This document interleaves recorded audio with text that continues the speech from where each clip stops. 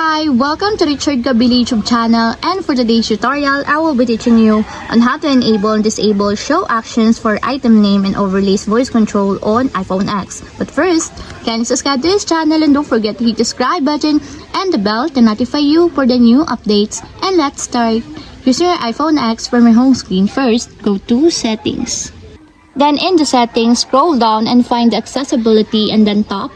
Then in the accessibility, scroll down again and go to physical and motor section and then tap the voice control. Then in the voice control, go to this section and then tap the customize commands.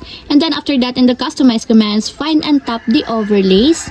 And then in the overlays, find and tap again the show actions for item name. Then in the show actions for item name, as you can see that it is already enabled. But you have to activate also the switch button under the confirmation required to fully enable the show actions for item name in your overlays until it becomes green.